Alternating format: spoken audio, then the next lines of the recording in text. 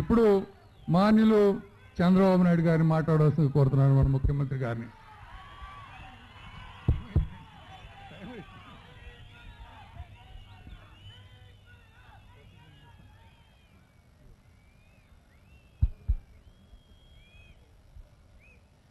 గౌరవనీయులు రాష్ట్ర assembly speaker గారైనటువంటి కోయెళ్ల Sivaprasadarao గారు, సహచర మంత్రివర్గ సభ్యులు గౌరవనీయులు అయ్యన్న పాత్రుడు గారు, అదేవిధంగా గౌరవనీయులు పుల్లారావు గారు, వేదికపైన ఉన్న గౌరవ శాసనసభ్యులు, శాసన మండలి సభ్యులు, జిల్లా పరిషత్ చైర్మన్ గారు, జిల్లా అధికార యంత్రాంగం, వేదికపైన పెద్దలు, అందరికీ కూడా నమస్కారాలు. నేను సత్తెనపల్లికి వచ్చినప్పుడు బ్రహ్మాండంగా మాకు స్వాగతం పలికిన సోదరి సోదరుమండలందరికీ పేరు పేరున మనస్ఫూర్తిగా నా అభినందనలు, శుభాభినందనలు. బాగా ఆలస్యమైంది. సబ్జెక్టులు బాబేమో సార్. నరసరావుపేట నియోజకవర్గం రొంపిచర్ల మండలం నుంచి మండల ప్రెసిడెంట్ గారు, దళిత నాయకుడు మొండితో రామారావు గారు మన పార్టీలో చేరడానికి వచ్చినారు. వారి యొక్క అనుచరులతోటి పరిచయం చేస్తాను.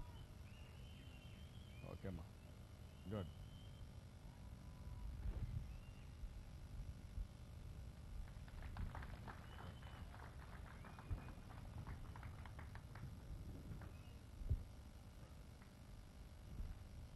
జిల్లా పార్టీ అధ్యక్షుడు గారు కూడా, ఆంజనేయులు గారు కూడా ఇక్కడే ఉన్నారు. వారికి అదే మరిగా నేను ఎప్పుడు వచ్చిన సత్తెనపల్లిలో బ్రహ్మాండమైన స్వాగతం పలుకుతారు. తెలుగుదేశం పార్టీకి కంచు కోట ఈ సత్తెనపల్లి నియోజకవర్గం. అలాంటి నియోజకవర్గానికి రావడం నాకెంతో సంతోషంగా ఉంది. ఈరోజు ఒక మంచి కార్యక్రమానికి ఇక్కడ నాంది పలికాం. ప్రధానమంత్రి నరేంద్ర మోడీ గారు స్వచ్ఛ భారత్ అనే పిలిపిస్తే మనం ఈరోజు స్వచ్ఛ ఆంధ్రప్రదేశ్ అనే పిలుపు నేను ఇచ్చాను. దీనికి స్పందించి స్పీకర్ గారు స్వచ్ఛ సత్తెనపల్లికి నాంది పలికారు. ఇది ఉదాత్తమైన కార్యక్రమం. ఇప్పుడే చాలా మంది మాట్లాడారు. ఈరోజు చాలా మంది మా తమ్ముళ్ళకు చూస్తే ఒక్కొక్కరికి 2-3 ఫోన్లు ఉన్నాయి, కానీ ఇంట్లో మాత్రం మరుగుదొడ్డి లేదు. ఇది ఒక బాధపడాలనో ఆనందపడాలనో నాకైతే అర్థం కావడం లేదు. అందుకనే ఈరోజు ఇది ఒక ఉద్యమ స్ఫూర్తితో తీసుకున్నాం. ప్రతి ఒక్కరు కూడా మరుగుదొడ్డి కట్టుకోవాల్సిన అవసరం ఉంది. ఆడబిడ్డల ఆత్మ గౌరవం కాపాడుకోవాలంటే మనందరం కూడా మరుగుదొడ్డు కట్టాల్సిన అవసరం ఉంది. నేను 2-3 గ్రామాలు తిరిగాను. ఇక్కడ చాలా మంది మాట్లాడినప్పుడు విన్నాను. దగ్గర 20,000 మరుగుదొడ్డులు ఈ సత్తెనపల్లిలో ప్రారంభించారు. 16,000 పూర్తి చేశారు. రాబోయే ఒక వారంలో ఇంకొక 4,000 కూడా పూర్తి చేస్తామని చెప్పి చాలా స్పష్టంగా చెప్పారు. ఇప్పుడే రాజుపాలెం చూశాం.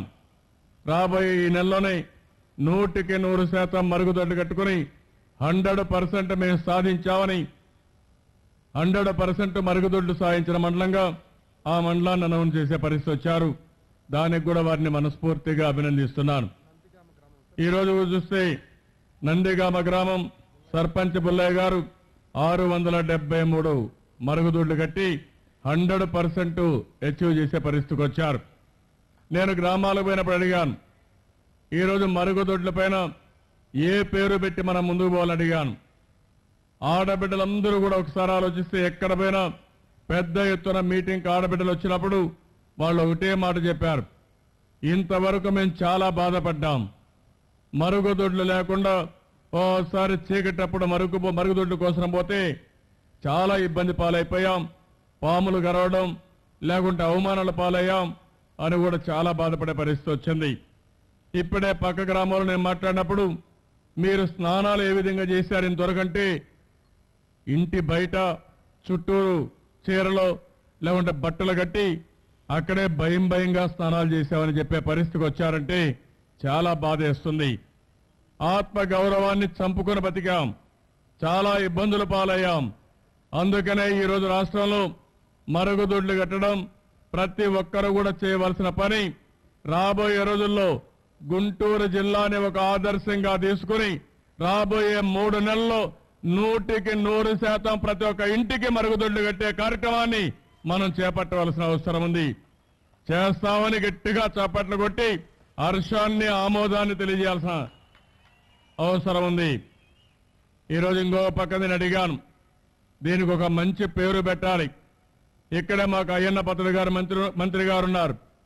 ఈ మంచి కార్యక్రమానికి కోరళ్ల శివప్రసాద్ గారు శ్రీకారం చుట్టారు. వారిని నేను అభినందిస్తున్నాను. ఒక్క సత్తెనపల్లిలోనే కాకుండా జిల్లాలోనే కాకుండా వారు కూడా ఈరోజు స్పీకర్గా ఉన్నారు. అసెంబ్లీ ఉన్న సమయంలో స్పీకర్గా ఉండి ఇది రాజకీయాలకు సంబంధం లేదు, సేవకు మారు పేరు ఈ మరుగుదొడ్లు. ఈ మరుగుదొడ్లు కట్టించడానికి గ్రామాలు తిరిగి జిల్లాలు తిరిగి పెద్ద ఎత్తున ఈ కార్యక్రమం చేపట్టమని వారు కోరితే నేను కూడా చేస్తానని చెప్పి వారు ముందుకు వచ్చారు. ఈరోజు ఈ కార్యక్రమానికి కూడా మన నాయకుడు ఎన్టీ రామారావు గారు ఎప్పుడూ చెప్పేవారు, తెలుగు వారి ఆత్మ గౌరవాన్ని కాపాడుకోవాలని. ఈరోజు అవన్నీ ఆలోచిస్తే నేను అడిగాను, ఒక 4-5 కార్యక్రమాల పేర్లు చెప్పినప్పుడు ఒక పక్కన ఆరోగ్యం, లేకపోతే మరుగుదొడ్డి, లేకపోతే శుభ్రం ఆర్ శుభ్రత, లేకపోతే ఆత్మగౌరవం, ఏ పేరు పెడితే బాగుంటుందని అడిగాను. ఎందుకంటే ఒకప్పుడు దీపం కార్యక్రమం పెట్టి ఇంటింటికి వంట గ్యాస్ కనెక్షన్లు ఇచ్చాం. అలాంటి పచ్చదనం పరిశుభ్రం కార్యక్రమం పెట్టాం. జన్మభూమి మా ఊరు కార్యక్రమం మన పెట్టుకుని గ్రామాలకు కూడా వచ్చాం.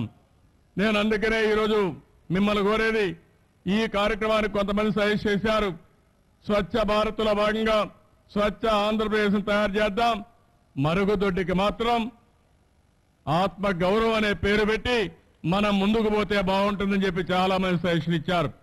ఇది బాగుందనుకుంటే గట్టిగా చప్పట్లు కొట్టి హర్షాన్ని ఆమోదాన్ని మా ఆడబిడ్డలు కూడా చెప్పాల్సిన అవసరం ఉంది. ఇది మహిళలకు ఆత్మ గౌరవానికి సంబంధించిన విషయం. అందుకే మగవాళ్ళు కూడా ఆలోచించుకోవాల్సిన అవసరం ఉంది. మన ఇంట్లో ఉండే మహిళల్ని, సమాజంలో ఉండే మహిళల్ని మనం గౌరవించినప్పుడే మన ఆత్మగౌరవం కూడా పెరుగుతుంది. అనాగరిక ప్రపంచంలో మరుగుదొడ్లు లేకపోయినా గ్రామాల్లో అనేక ఇబ్బందులున్నా మనం ఆ రోజు భరించాం. ఈరోజు భరించవలసిన అవసరం లేదు. ఈరోజు ప్రతి ఒక్క ఆత్మగౌరవాన్ని కాపాడుకోవాలి. స్వేచ్ఛగా ఫ్రీగా స్నానం కూడా చేయలేని పరిస్థితి. కనీసం మరుగుదొడ్డుకు పోయి 5 నిమిషాలు కూడా మనం కూర్చొని మరుగుదొడ్డుకు పోకుండా భయంగా ఎవరు వస్తారని చూసే పరిస్థితి వచ్చిందంటే ఇది బాధాకరమైన విషయం అని చెప్పి కూడా నేను మీకు తెలియజేసుకుంటున్నాను. అందుకని ఈ మరుగుదొడ్లని ఆత్మ గౌరవం అనే పేర్లు పెట్టి ప్రతి ఒక్కరు కూడా మరుగుదొడ్డి కట్టే బాధ్యత తీసుకోవాలి. ఎక్కడన్నా కానీ జనాలు ఎక్కువగా ఉండే ప్రదేశాల్లో అవసరమైన సామూహిక మరుగుదొడ్డి కట్టిస్తాం, డిపార్ట్మెంటే కట్టిస్తాం, సులభ్ లాంటి కాంప్లెక్స్లు పిలిపిస్తాం. అలాంటి వారికి అప్పచెప్పి ఈ బాధ్యత పూర్తిగా నెరవేర్చి ఎక్కడ కూడా ఆంధ్రప్రదేశ్ లో ఒక పరిశుభ్రమైన వాతావరణం కోసం ముందుకు పోతామని చెప్పి కూడా నేను మీకు తెలియజేస్తున్నాను. ఈరోజు ఒక్క విషయం మీరు గుర్తుపెట్టుకుంటే, నేను ముఖ్యమంత్రి 7వ నెల, రేపు జూన్, మన వచ్చే జనవరి 8కి 7 నెలలు పూర్తవుతుంది. ఇదే జిల్లాలో నేను ప్రమాణ స్వీకారం చేశాను. అదే మరి 7 నెలల్లో రాత్రింబగళ్ళు ఆలోచించాం. ఆ రోజు రాష్ట్ర విభజన తర్వాత 16,000 కోట్ల రూపాయల లోటు బడ్జెట్తో మన పని మనం ప్రారంభించాం. ఒక పక్క లోటు బడ్జెట్, రెండో పక్క ఆదాయం లేదు, ఇంకో పక్క చూస్తే మన పిల్లలు చదువుకోవాలంటే కాలేజీలు లేవు, ఉద్యోగాలు చేయాలంటే పరిశ్రమలు కూడా లేని పరిస్థితి. అక్కడి నుంచి ప్రారంభించి నేను ఒక స్పష్టతతో ముందుకు వచ్చాను. 7 మెషిన్లు పెట్టాం. ప్రాథమిక మెషిన్ కింద వ్యవసాయానికి ప్రాధాన్యత ఇచ్చాం. ఇంకా మిగిలిన 6 మెషిన్స్ పెట్టాం. అదే మాదిరిగా ఈరోజు స్వచ్ఛ భారత్లో భాగంగా ఏ విధంగా అయితే మరుగుదొడ్లు కట్టి ఆత్మ గౌరవాన్ని కాపాడుకోవాలనుకుంటున్నామో ఇదే స్ఫూర్తితో 5 గ్రిడ్లు కూడా తీసుకున్నాం. ప్రతి ఒక్క గ్రామానికి మంచినీళ్ళు ఇచ్చి ఒక వాటర్ గ్రిడ్ తీసుకున్నాం. ప్రతి ఒక్క పంచాయతీకి, ప్రతి ఒక్క హ్యాబిటేషన్కి ఎక్కడికక్కడ సిమెంట్ తార్ రోడ్లు వేయాలని ఒక పక్క రోడ్డు గ్రిడ్ తీసుకున్నాం.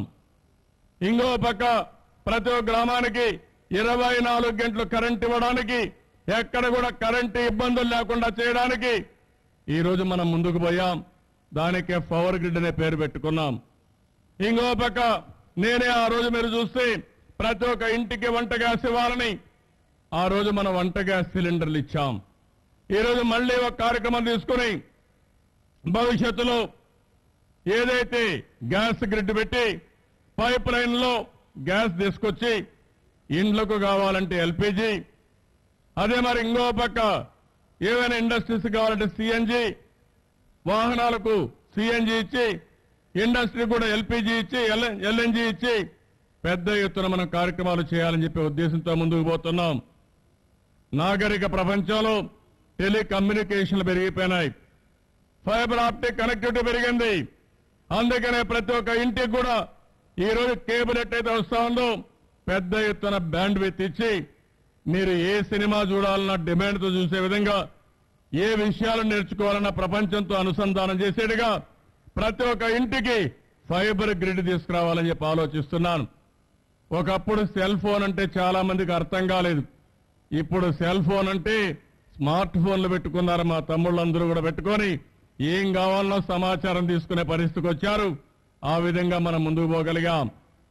నేను ఎప్పుడు కూడా ఒక ఫోకస్ అప్రోచ్ తీసుకోవాలని ఈరోజు రాష్ట్రంలో మీరు చూస్తే పొలం పిలుస్తుంది, బడి పిలుస్తుంది, అదే మరి స్వచ్ఛ భారత్, ఇంకో పక్కన చూస్తే నీరు చెట్టు, ఇలాంటి కార్యక్రమాలు కూడా తీసుకుని ఒక క్యాంపెయిన్ మోడ్లో మనం ముందుకు పోతున్నాం. దీనికి కారణం ఒక ఫోకస్ ఉండాలి. ఇటీవల మీరు చూశారు హుద్హుద్ తుఫాన్ వచ్చింది, చాలా ఇబ్బందులు వచ్చాయి. కానీ నేను ఆ రోజు హైదరాబాద్లో ఉన్నా, చాలా దగ్గరగా మానిటర్ చేశాను. నేను మానిటర్ చేసి నేను పోయే రోజు చూస్తే మన ప్రాంతంలో ఎప్పుడు రాని తుఫాన్ వచ్చింది. భయపడకుండా ముందుకు పోయాను. 3వ రోజులో కరెంట్ ఇచ్చాం. 50,000 ఎలక్ట్రికల్ పోల్స్ పోతే ఇది 3 నెలలు కూడా సాధ్యం కాదంటే 10-15 రోజుల్లో తిరిగి కరెంట్ ఇచ్చిన ఘనత ఒక్క తెలుగుదేశం ప్రభుత్వానికే దక్కింది. కష్టాలు వచ్చినప్పుడు ప్రజలకు అండగా ఉండాల్సిన అవసరం ఉంది. నేను అందుకని హుద్హుద్ తుఫాను కూడా అక్కడే బస్సులో 8 రోజుల నుండి మళ్ళా పూర్తిగా నార్మల్సీ వచ్చిన తర్వాత, ప్రజల్లో నమ్మకం వచ్చిన తర్వాత నేను తిరిగి హైదరాబాద్కి వెళ్ళాను తప్ప అంతవరకు అక్కడే ఉన్నానని చెప్పి కూడా నేను మీకు తెలియజేస్తున్నాను. 7 నెలల్లో మీరు చూశారు కరెంటు విషయంలో ఒకప్పుడు కరెంటు వస్తుందా లేదా ఎవరికీ తెలియని పరిస్థితి. అలాంటిది ఒకప్పుడు కరెంటు కూడా నేనే బాగు చేసి సంస్కరణలు తీసుకొచ్చాను. 94-95లో కరెంటు లేకపోతే 2003-04లో కరెంటు పూర్తిగా ఎంత కావాలో ఇచ్చి దేశంలోనే క్రిస్టల్ రేటింగ్ లో మొదటి స్థానానికి తీసుకొచ్చాను. ఈ 9-10 సంవత్సరాల కాంగ్రెస్ పార్టీ పాలనలో మళ్లీ 31వ స్థానానికి పోయింది. మళ్లీ 6 నెలల్లో కరెంటు విషయంలో శ్రద్ధ తీసుకున్నాను. సమర్థవంతంగా పనిచేయించాం. వేరే రాష్ట్రాల నుంచి కరెంటు కొన్నాం. ఒకప్పుడు మా ఆడబిడ్డలు టీవీ చూడాలంటే, సీరియల్ చూడాలంటే కరెంటు ఉండేది కాదు. అలాంటిది ఈరోజు కరెంటు పూర్తిగా ఇచ్చి ఎప్పుడు ఏ టీవీలో ఏ సీరియల్ చూడాలన్నా చూసే ఏర్పాటు కల్పించానంటే ఇది